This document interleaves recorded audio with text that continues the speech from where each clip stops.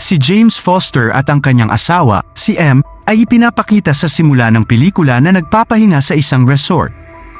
Dumating sila kamakailan sa Litulka, isang bansa sa tabi ng dagat, sa pamamagitan ng eroplano mula sa US. Si James ay isang bagsak na may akda sa pamamagitan ng kalakalan. Ang kanyang pinakahuling libro ay isang kumpletong kabiguan. Gayunpaman, si M ay nagmula sa isang mayamang pamilya ng mga negosyante. Sa kabila ng kanilang kasal kamakailan, hindi maganda ang takbo ng relasyon ng dalawa. Sinisikap nilang pagalingin ang kanilang mga pagkakaiba sa pamamagitan ng pagkuha sa bakasyong ito ng magkasama. Ang sumusunod na eksena ay nagpapaalam sa atin na ang Litulka ay isang lubhang naghihirap na bansa, na ang karamihan sa mga mamamayan nito ay nabubuhay sa kahirapan. Upang matiyak na hindi papasok ang mga lokal, ang resort ay may gate sa lahat ng panig. Gayunpaman, isa sa kanila ang nagtagumpay.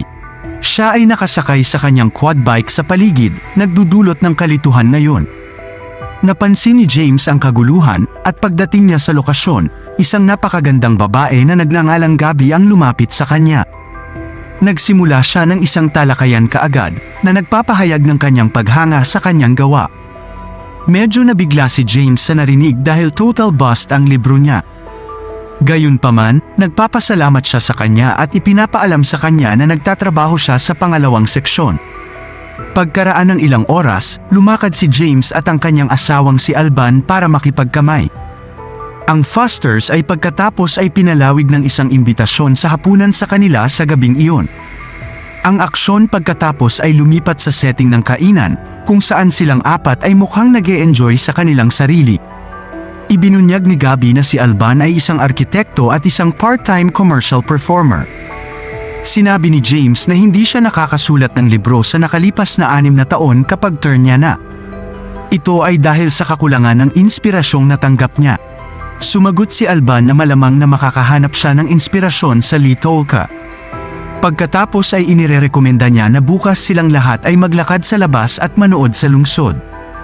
Matapos bilhin ng lokal na gwardya, umarkila ng kotse ang apat at umalis sa property ng maaga kinaumagahan. Pagkatapos nito, naglalakbay sila hanggang sa makarating sila sa isang nakamamanghang lokasyon malapit sa baybayin. Pagkatapos iparada ang sasakyan, ang apat ay nasiyahan sa paghigop ng mga inumin at pagkukwentuhan tungkol sa kanilang buhay sa dalampasigan. Lumipat si James sa isang sulok sa gitna nito dahil bigla niyang naramdaman ang pag-ihi. Biglang, habang ginagawa niya ito, isang kakaibang pangyayari ang nangyari. Lumapit si Gabby sa likuran niya at sinimulang pasayahin siya gamit ang kanyang mga kamay. Hindi rin lumalaban si James at pinalabas niya ang kanyang hormone. Pagkalipas ng ilang oras, kapag medyo madilim na, sa huli ay nagpasya ang grupo na umalis. Gayunpaman, itinalaga kay James ang tungkulin ng pagmamaneho dahil karamihan sa kanila ay labis na lasing. Nakalulungkot, nalihis si James at sinaktan ng isang pedestrian. Ang pagtitipon ay nagiging takot kapag ang huli ay pumanaw kaagad. Sinabihan ni Gabby si M na huwag tumawag ng pulis, kahit na iniisip ni M na gawin ito. Sinabi niya na ang mga pulis sa bansang ito ay lubhang hindi tapat at papatayin nila ang lahat kapag nalaman nila ang tungkol sa insidenteng ito. Lalong naalarma ang mga Fosters dito, kaya mabilis silang bumalik sa resort sakay ng kotseng nabangga. Nagising si James kinaumagahan sa malalakas na katok sa pinto. Natuklasan niya ang ilang pulis sa labas nang buksan niya ito. Nandito sila upang ikustodiya ang mga Fosters pagkatapos malaman ang tungkol sa insidente sa ilang paraan. Sa huli ay dinala sina James at M sa himpilan ng pulisya upang tanungin. Habang si James ay nakakulong sa isang silid na tila may kulay, ang huli ay dinala sa ibang lugar. Pagkatapos ay lumitaw si Detective Thresh at sinabi sa kanya na pinatay niya ang isang inosenteng magsasaka noong nakaraang gabi. Si James ay papatayin sa pamamagitan ng pagbibigti, ayon sa batas. Ang 9 na taong gulang na anak ng magsasaka ang magiging berdugo na magpapalala sa sitwasyon. Humihikbi si James at ipinahayag na napakabata pa niya para pumanaw. Nagmamakaawa ng nagmamakaawa, aksidente daw iyon at hindi niya sinasadya. Hindi inaasahang ibinunyag ni Detective Thresh na makakatakas si James sa bansang ito bilang isang malayang tao dahil sa isa pang tuntunin. Hihilingin sa kanya ng batas na magbayad ng malaki. Pagkatapos, i-clone ng gobyerno ang kanyang katawan at ipapatupad ito sa lugar nito. Kailangang makita ni James ang pagpapatupad, yun lang ang requirement. Ang huli, predictably, pinipili ang pangalawang pagpipilian at ididirekta sa isang ATM. Naglabas ng malaking halaga si James at ibinigay sa investigador. Pagkatapos nito, ilang mga bilanggo ang nagsimulang magsukat. Pagkatapos ay pinapasok nila siya sa isang silid at nilagyan siya ng mga kakaibang gadget. Sinabihan si James na pumasok sa isang pool doon na puno ng kakaibang pulang likido. Siya ay labis na hindi mapakali sa maraming mga pangitain na kanyang nararanasan sa sandaling gawin niya ito. The next thing he knows, pawis na pawis siya at nagising sa kama. Hindi nagtagal ay nilapitan siya ng kanyang asawa, si M, na nagpaalam sa kanya na matagumpay na nalikha ang kanyang clone. Pagkatapos nito, ipinakita niya ito sa silid, kung saan laking gulat ni James nang makilala ang kanyang kambal. Ang kanilang mga pisikal na katangian ay magkapareho, at ang clone ay nagpapanatili ng mga alaala ng orihinal na James.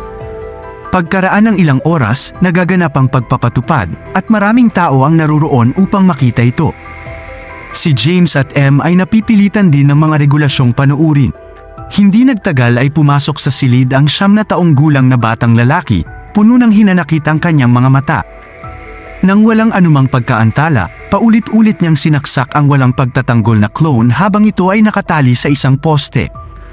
Si James ay mukhang interesadong intriga, ngunit si M ay nabigla sa kanyang nakikita. Ang mag-asawa ay bumalik sa kanilang hotel ng gabing iyon at nagsimulang mag-impake ng kanilang mga gamit upang tumakas sa bansa. Gayunman, biglang natuklasan ni James na nawawala ang kanyang pasaporte. Inilibot niya ang paningin sa buong silid ngunit hindi niya ito makita. Di nagtagal, pinuntahan niya ang babae sa reception at tinanong siya kung mayroon siyang pasaporte. Ang babae ay nagsasabing wala bilang tugon, ngunit kung gusto niya, maaari niyang patagalin ang kanyang pananatili ng 1 linggo. Masayang tumango si James na nagbibigay ng impresyon na gusto niya dito. Maya-maya, naabutan siya ni Gabby pabalik sa kwarto niya. Ipinahayag niya ang kanyang panghihinayang para sa buong kaganapan at sinabing mayroon siyang ibibigay.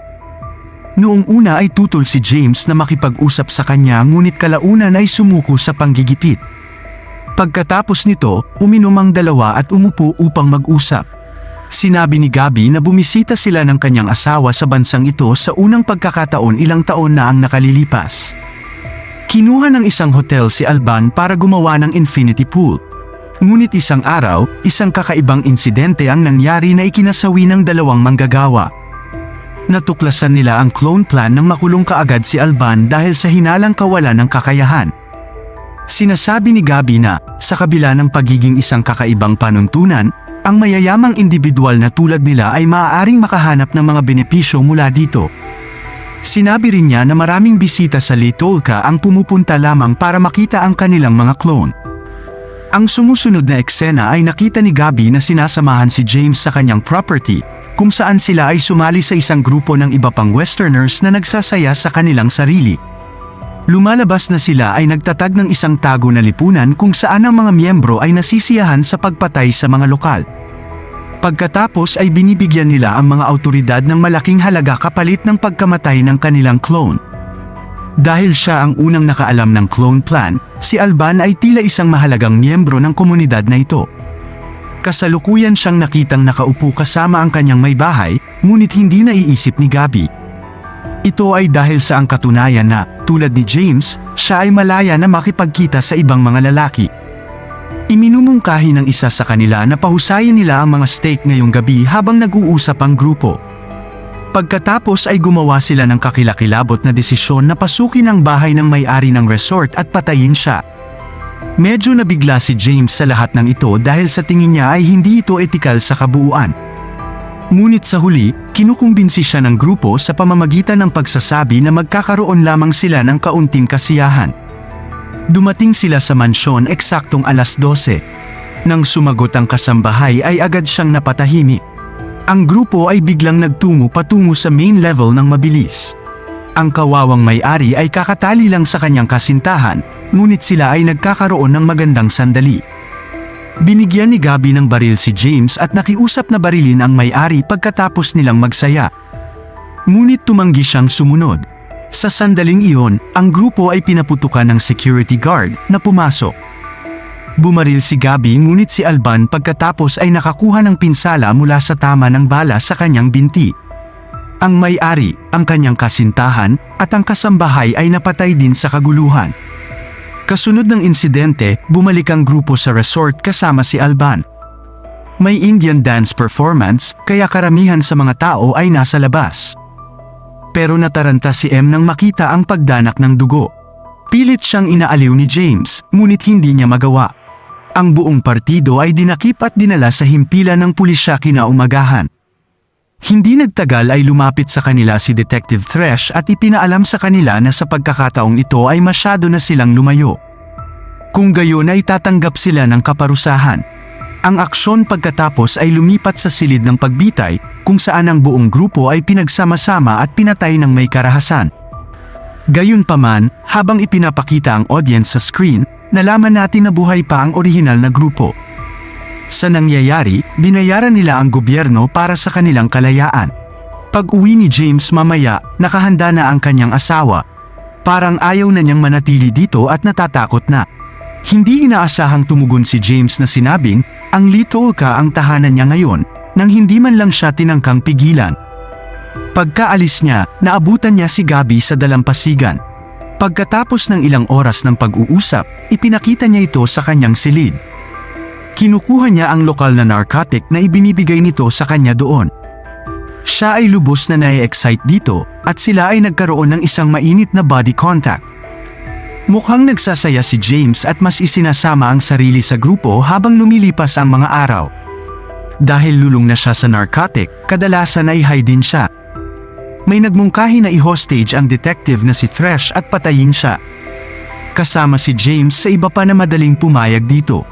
Sa pilitang kinikidnap ng grupo ang detective sa himpilan ng pulisya sa susunod na eksena.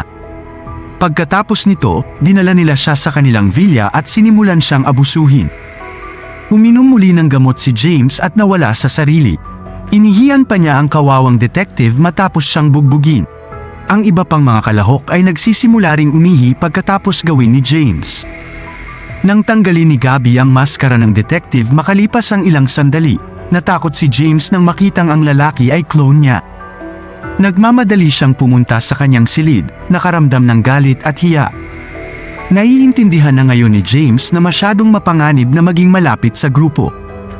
Pagkatapos ay nagpasya siyang umalis sa bansa pagkatapos mahanap ang kanyang pasaporte na itinago niya sa ilalim ng lababo.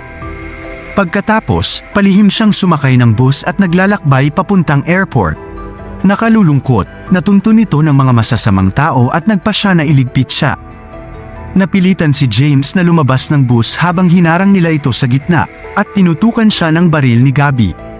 Pagkatapos, pinipilit niya itong maglakad sa buong distansya papunta sa resort habang sinusundan siya ng kotse. Sinubukan ni James na tumakas sa tamang sandali, ngunit binaril siya ni Gabby, tinamaan ang kanyang binti. Gayunpaman, nakalayo siya sa gubat hanggang sa mawalan siya ng malay dahil sa malubhang pagkawala ng dugo. Mukhang namamatay si James sa sandaling ito, at ang lahat ng pag-asa ay tila nawala. Pero sa kabutihang palad, nakita siya ng dalawang mabait na tao at dinala siya sa kanilang tahanan. Si James ay may kakilakilabot na mga panaginip noong gabing iyon, ang ilan ay may kinalaman sa mga pagpatay na ginawa niya. Napansin din niya ang anak ng magsasaka na papalapit sa kanya. Ang tunog ng mga busina ay gumising sa kanya sa mismong sandaling iyon.